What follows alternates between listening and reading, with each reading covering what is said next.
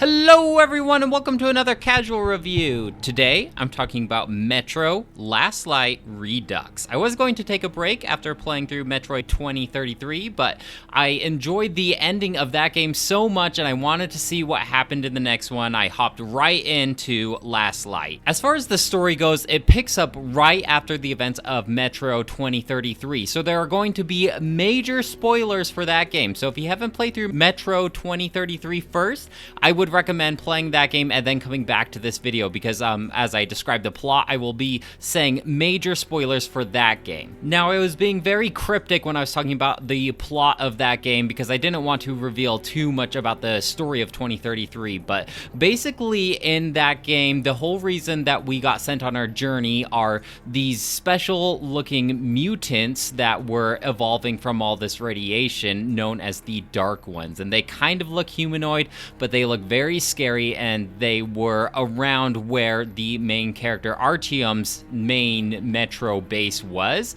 and so that's why he went out to go find help to fight against these Dark Ones. Now, the story evolved from there, but basically we decided to nuke the Dark Ones village, and I mentioned in that casual review that there are two different endings for this game. I didn't know that there was a morality system running in the background of that particular game, and I did mention that I got the bad ending of that game, and basically the bad ending is you decide to nuke the Dark Ones because we are very afraid of them and just destroy their whole village. And after you nuke the village, the main character Artyom, he kind of speaks his mind to you, the player, and he says, like, I wonder if something was lost because I bombed that village. And that's why I was like, was that a bad ending? And I looked it up, and the good ending is you decided to spare the Dark Ones just because they are misunderstood. That is no reason to nuke them. So all of that to lead up to the plot of Metro Last Light, and it turns out that the bad ending of that game is canon for this one. You did end up nuking that entire village,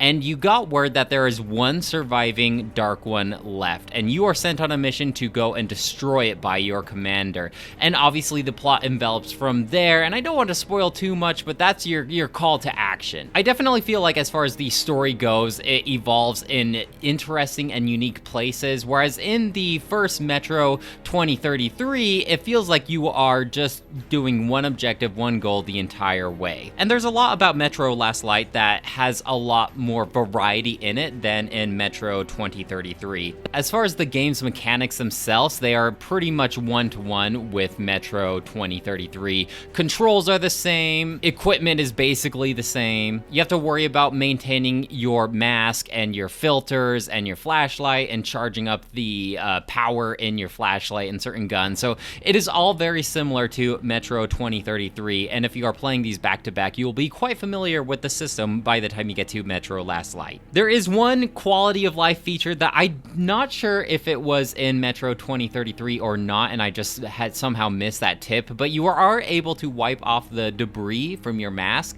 This was kind of annoying in Metro 2033 because, like, whenever a bunch of like mud or blood gets splattered onto your mask while you're out on the surface and you have to wear this mask to avoid breathing in any of this radiation, it can obstruct your vision a lot. So in this game, you just press a button and you'll wipe all that debris off your mask, which is very nice. On the topic of masks, though, I have noticed that you aren't able to purchase filters from vendors when you are in main cities and towns like you were in Metro 2033. In this game, you are expected strictly to find them all out in the wild. But I think the system works out for the best because in my first casual review for 2033, I complained how it was difficult to find a replacement mask if yours was really cracked or damaged. In this game, you can pick up masks and filters pretty much off of any human body that you be, as long as they're like wearing one. Obviously, if you're like down in the metro, they're not wearing their mask, so you won't need a mask or filters in that case anyway. But if you are out on the surface, you can just pick them up off of any body, which is actually really, really nice because that is one of the main reasons I would get a game over in 2033. I wouldn't really call this game a survival horror game, more just like a suspenseful horror game.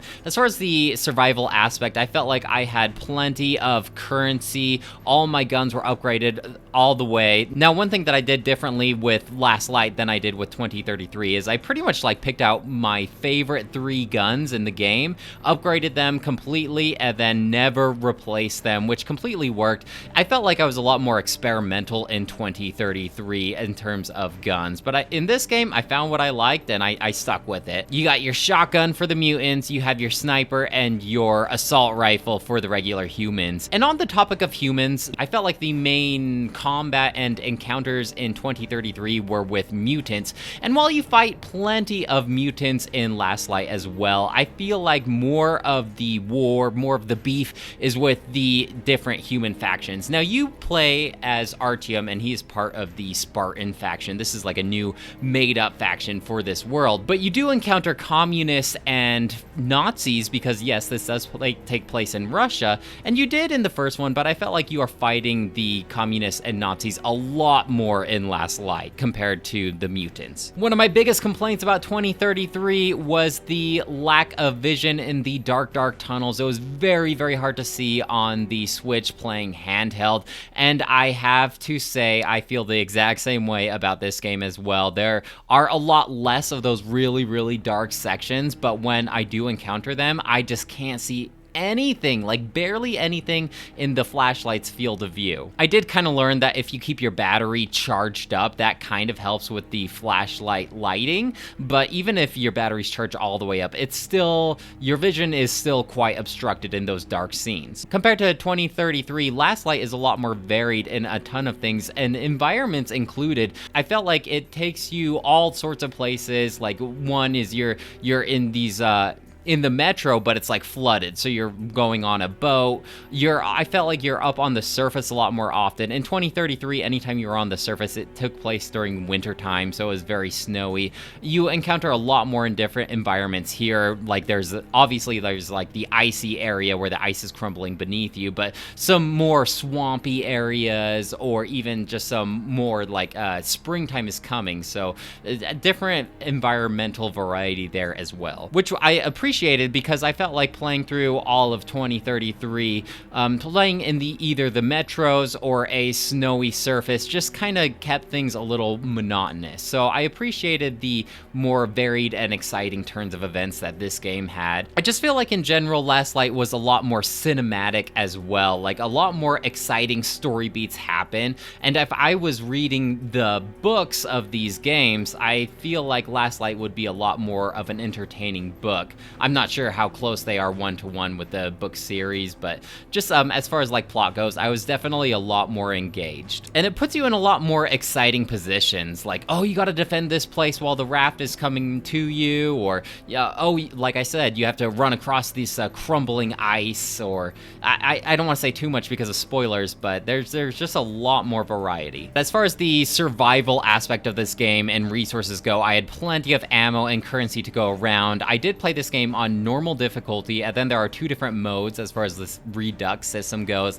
One is the Spartan mode where it says ammo is aplenty, and then one is the more survival mode. And I did play the survival mode in both 2033 and Last Light, but even then I still had like a ton of ammo to spare. I feel like I could probably have put it one more difficulty notch and played comfortably and been challenged, but I did have a fun time playing on normal difficulty as well. One of the things that is like a system that I might have abused a bit too much is you can just run up and knock someone out, and it's an instant knockout. You don't kill him that way. It puts you more favorably as far as like the morality goes, but you can just run up to a bad guy and punch him in the face and knock them out, and while you are doing this punching animation, you are completely immune to damage as well. So sometimes it was easier just to run up to a Nazi, punch him in the face, and then run up to his buddy, punch him in the face, and just chain this punching in the face, because unless they are completely armored up, you are able to do this knockout tactic.